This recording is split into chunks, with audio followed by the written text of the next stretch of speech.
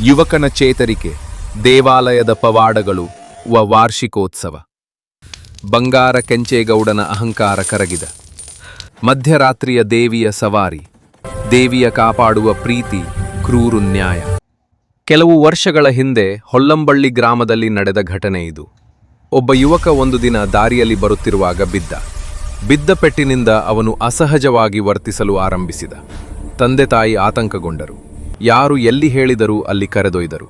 ಎಲ್ಲ ಹಾಸ್ಪಿಟಲ್, ಎಲ್ಲ ನಾಟಿ ಔಷಧಿ, ಎಲ್ಲ ಚಿಕಿತ್ಸೆ, ಎಲ್ಲವನ್ನೂ ಪ್ರಯತ್ನಿಸಿದರು. ಆದರೆ ಯಾವ ಪ್ರತಿಫಲವೂ ಸಿಕ್ಕಿಲ್ಲ. ಕೊನೆಗೆ ನಿರಾಶರಾದ ತಂದೆ ತಾಯಿ ಗ್ರಾಮಸ್ಥರ ಸಲಹೆ ಕೇಳಿ ಯುವಕನನ್ನು ಶ್ರೀ ಪ್ರಸನ್ನ ಚೌಡೇಶ್ವರಮ್ಮ ದೇವಿಯ ದೇವಸ್ಥಾನಕ್ಕೆ ಕರೆದುಕೊಂಡು ಹೋಗಿದರು. ಅವರು ಗರ್ಭಗುಡಿಯ ಎದುರಿನ ಕಂಬಕ್ಕೆ ಅವನನ್ನು ಕಟ್ಟಿದರು.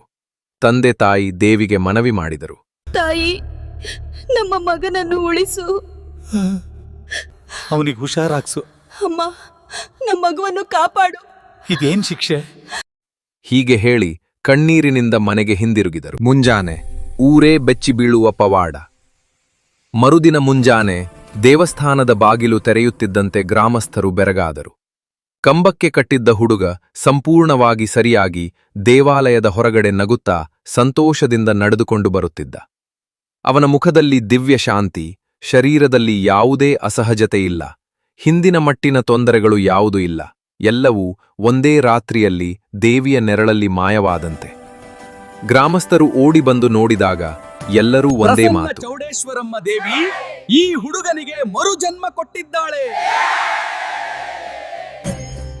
ಎಂದು ಆ ಹುಡುಗನ ತಂದೆ ತಾಯಿ ಭಾವೋದ್ರಿಕ್ತರಾಗಿ ದೇವಿ ನಮಸ್ಕಾರ ಮಾಡಿ ಕಣ್ಣೀರಿಟ್ಟರು. ಹೊಲ್ಲಂಬಳ್ಳಿ ಗ್ರಾಮದಲ್ಲಿ ದೇವಿಯ ಕಟ್ಟುನಿಟ್ಟಾದ ನಿಯಮಗಳು ಇಂದಿಗೂ ಇದ್ದವೆ. ಮೈಲಿಗೆ ಬಂದ ಹೆಂಗಸರು ದೇವಾಲಯದ ದಾರಿಯಿಂದ ಹೋಗಬಾರದು. ಆ ಸಮಯದಲ್ಲಿ ದೇವಾಲಯ ಕೆಲಸಕ್ಕೆ ಕೈ ಹಾಕಬಾರದು ಎಂದು ಹಿರಿಯರು ಹೇಳುವರು. ಹೊಲ್ಲಂಬಳ್ಳಿ ಗ್ರಾಮದಲ್ಲಿ ಯಾರಾದರೂ ತೀರಿ ಹೋದಾಗ 3 ದಿನಗಳು ದೇವಾಲಯದ ಬಾಗಿಲು ತೆಗೆಯುವುದಿಲ್ಲ. ಒಮ್ಮೆ ದೇವಾಲಯದ ಕೆಲಸದ ಸಮಯದಲ್ಲಿ ಗರ್ಭಗುಡಿಯೊಳಗೆ ಇರಿಸಿದ್ದ ಧಾನ್ಯವನ್ನು ತೆಗೆದಾಗ ತಾಯಿ ಸರ್ಪರೂಪದಲ್ಲಿ ಕಾಣಿಸಿಕೊಂಡು ಎಚ್ಚರಿಸಿದ ಘಟನೆ ಜನರು ಹೇಳುವರು. ಬಹಳ ಮಂದಿ ಜನರು ತಮ್ಮ ಕಣ್ಣಾರೆ ಸರ್ಪವನ್ನು ನೋಡಿದ ಘಟನೆಗಳನ್ನು ಇಲ್ಲಿ ಹೇಳುತ್ತಾರೆ. ಇಂದಿಗೂ ಮಧ್ಯರಾತ್ರಿ ಕುದುರೆಯ ಸವಾರಿ ಶಬ್ದ, ಆಕಾಶದ ಗಾಳಿಯೊಂದಿಗೆ ಬೆರೆಯುವ ನಾದ, ಗ್ರಾಮದಲ್ಲಿ ತಾಯಿಯ ಅನುಗ್ರಹ, ರಕ್ಷಣೆ, ಕರುಣೆ ಎಂಬ ನಂಬಿಕೆ ಜನರ ಹೃದಯದಲ್ಲಿ ಜೀವಂತವಾಗಿದೆ.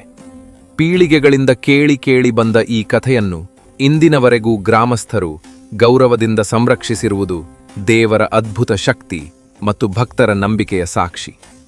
ಇಲ್ಲಿಗೆ ಬರುವ ಭಕ್ತರು ಮೊದಲು ಮಜ್ಜಿಗೆ ಬಾವಿಯ ಹತ್ತಿರ ಸ್ನಾನ ಮಾಡಿ ಆಮೇಲೆ ಅಮ್ಮನವರ ದರ್ಶನ ಪಡೆಯುತ್ತಾರೆ.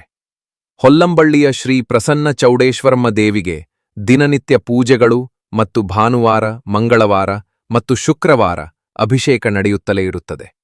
ಪ್ರತಿದಿನ ಬಂದಿರುವ ಭಕ್ತಾದಿಗಳಿಗೆ ಅನ್ನಪ್ರಸಾದ ಕೂಡ ಈ ದೇವಾಲಯದಲ್ಲಿ ಇರುತ್ತದೆ. ಹುಣ್ಣಿಮೆ ಮತ್ತು ಅಮಾವಾಸ್ಯೆಯ ದಿನ ಜನರು ಈ ದೇವಾಲಯದಲ್ಲಿ ಮಲಗುತ್ತಾರೆ. ಯಾರಿಗಾದರೂ ಮೈತುಂಬುವುದು ಮತ್ತು ಯಾವುದೇ ಖಾಯಿಲೆ ಕಷ್ಟಗಳು ಇದ್ದರೆ ಅಮ್ಮನರವರು ಪ್ರದಕ್ಷಿಣೆ ಹಾಕುವ ಸಮಯದಲ್ಲಿ ಅಮ್ಮನವರ ನೆರಳು ಭಕ್ತರ ಮೇಲೆ ಬೀಳುತ್ತದೆ. ಆಗ ಖಾಯಿಲೆ ಕಷ್ಟಗಳು ಮಾಯವಾಗುತ್ತವೆ ಎಂಬುದು ಭಕ್ತರ ನಂಬಿಕೆ. ಕಷ್ಟಗಳು ತೀರಿದಾಗ ಎಷ್ಟೋ ಭಕ್ತರು ಹರಕೆಗಳನ್ನು ತೀರಿಸಿದ್ದಾರೆ. ಹಾಗೆ ದೇವಾಲಯಕ್ಕೆ ಹರಕೆಯ ರೂಪದಲ್ಲಿ ಭಕ್ತರು ಅಕ್ಕಿ ಮತ್ತು ದಿನಸಿ ಧಾನ್ಯಗಳನ್ನು ಕೊಟ್ಟಿದ್ದಾರೆ. ಹಾಗೆ ದೇವಾಲಯದ ಗರ್ಭಗುಡಿಯ ಬಲಭಾಗದಲ್ಲಿ ಹುಣಸೆ ಮರಕ್ಕೆ ಭಕ್ತರು ತಮ್ಮ ಬಯಕೆಗಳನ್ನು ಚೀಟಿಯಲ್ಲಿ ಬರೆದು ಕಟ್ಟುತ್ತಾರೆ. ಹೊಲ್ಲಂಬಳ್ಳಿಯ ಗ್ರಾಮದಲ್ಲಿ ಮತ್ತು ಸುತ್ತಮುತ್ತಲಿನ ಗ್ರಾಮದವರು ಬೋರ್ವೆಲ್ ಹಾಗೂ ಇನ್ನಿತರ ಕಾರ್ಯಕ್ರಮ ನಡೆಸಲು ಅಮ್ಮನವರ ಹತ್ತಿರ ಹೂವನ್ನು ಕೇಳುತ್ತಾರೆ. ಹೂ ಬಲಗಡೆ ಕೊಟ್ಟರೆ ಆ ಕಾರ್ಯಕ್ರಮ ಕೆಲಸಕ್ಕೆ ಕೈ ಹಾಕುತ್ತಾರೆ. ಹಾಗೆ ಪ್ರತಿ ವರ್ಷ ಫೆಬ್ರುವರಿ ತಿಂಗಳಿನಲ್ಲಿ ದಿನಾಂಕ 10 ಮತ್ತು 11ನೇ ತಾರೀಕು ಶ್ರೀ ಪ್ರಸನ್ನ ಚೌಡೇಶ್ವರಮ್ಮ ದೇವಿಯ ವಾರ್ಷಿಕೋತ್ಸವ ನಡೆಯುತ್ತದೆ. ಆಗ ಹೊಲ್ಲಂಬಳ್ಳಿ ಗ್ರಾಮದವರಿಗೆ ದೊಡ್ಡ ಹಬ್ಬವಾಗಿರುತ್ತದೆ. ಸುತ್ತಮುತ್ತಲಿನ ಗ್ರಾಮದ ಜನರು ದೇವರ ದರ್ಶನ ಪಡೆಯಲು ವಾರ್ಷಿಕೋತ್ಸವಕ್ಕೆ ಬರುತ್ತಾರೆ. ದೂರದಿಂದ ಭಕ್ತರು ಕೂಡ ಇಲ್ಲಿಗೆ ಬರುತ್ತಾರೆ. ಇಲ್ಲಿನ ವಿಶೇಷ ಎಂದರೆ ವಾರ್ಷಿಕೋತ್ಸವ ದಿನ ಉಯ್ಯಾಲೆ ಉತ್ಸವ ನಡೆಸುತ್ತಾರೆ. ಇದು ವರ್ಷಕ್ಕೆ 1 ಬಾರಿ ಮಾತ್ರ. ಅದು ವಾರ್ಷಿಕೋತ್ಸವ ದಿನ ಮಾತ್ರ ನಡೆಸುತ್ತಾರೆ. ಅದನ್ನು ನೋಡಲು ಗ್ರಾಮದವರು ಮತ್ತು ಸುತ್ತಮುತ್ತಲಿನ ಜನರು ಬಂದು ನೋಡುತ್ತಾರೆ.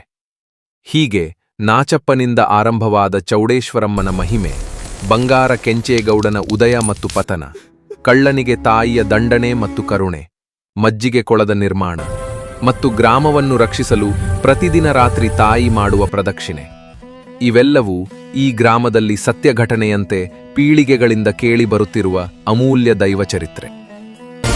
SK1208 studio YouTube channel subscribe ಮಾಡಿ. ಹಾಗೆ ನೀವು ಹೊಲ್ಲಂಬಳ್ಳಿಯ ಶ್ರೀ ಪ್ರಸನ್ನ ಚೌಡೇಶ್ವರಮ್ಮ ದೇವಿಯ ದೇವಸ್ಥಾನಕ್ಕೆ ಭೇಟಿ ನೀಡಿದ್ದರೆ ಅಲ್ಲಿ ನಿಮಗೆ ಆದ ದಿವ್ಯ ಅನುಭವವನ್ನು ತಪ್ಪದೆ ಕಮೆಂಟ್ನಲ್ಲಿ ಹಂಚಿಕೊಳ್ಳಿ. ಹಾಗೆ ಕಮೆಂಟ್ಸ್ನಲ್ಲಿ ನಿಮ್ಮಲ್ಲಿ ನಿಮ್ಮ ಊರಿನ ಹೆಸರು ಮತ್ತು ಶ್ರೀ ಪ್ರಸನ್ನ ಚೌಡೇಶ್ವರಮ್ಮ ಎಂದು ಬರೆಯಿರಿ.